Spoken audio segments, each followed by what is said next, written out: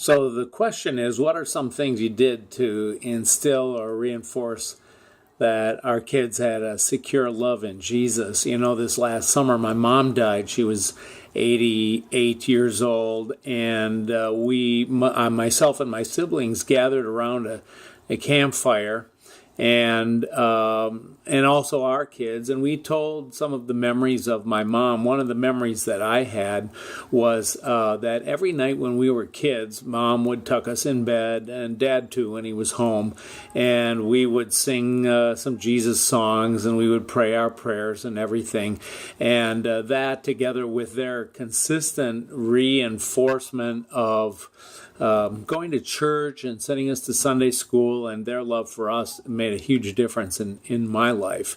And I think we've tried to pass that on to our own kids too, that kids, no matter what their age, always need to know Jesus' love for them, no matter what, His forgiveness, His grace, and that needs to be demonstrated and made visible by us as parents, as we share that love with Jesus.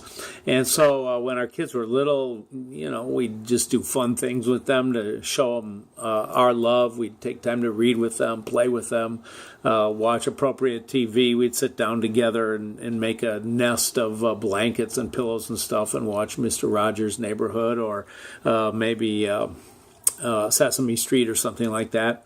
As a pastor, I was employed full time, but my mom, or my wife rather, was not working, and she was at home with the kids, and I think that was a huge part of their development and their security, knowing Jesus' love, that Mom was always there. But Dad too. I had my office at my home, which I think was a great blessing.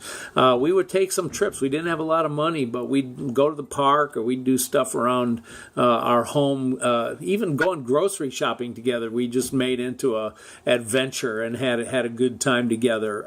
We would share bedtime stories, read a book, or like Little House on the Prairie series of stories. And then, of course, we'd have our prayer time and song time there too. Vacations were very special times for us, and that is something that I know meant a lot. We would take a couple weeks at a time, and we would go camping, primitive camping, no electricity, no water. We still do that, actually, no water being we had to pump our own, I should say. But our time together camping was pretty powerful for them in their lives. And what they enjoyed was that we could give them our full attention, whether we were at the beach or hiking in the woods or sitting around a campfire or around the picnic table eating a meal or whatever it was, even sleeping together.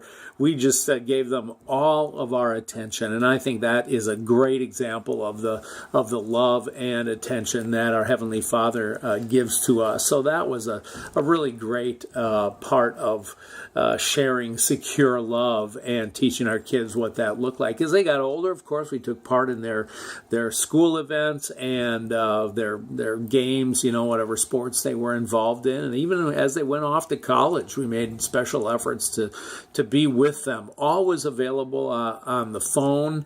If they had questions, if they wanted to talk about issues that were going on, always available. And again, example of how their Heavenly Father is always right there to hear, answer, and be with them. We made a practice of age-appropriate family devotions and prayers and songs together. And I think that really had a huge impact. And I know it works because they do the same thing with their kids today. It's really great to see them passing on to the next generation those types of activities and demonstrations of God's great love for us, and knowing that they're secure in that love just like they were in their family. So thanks for the opportunity to share, and blessings to you in Jesus.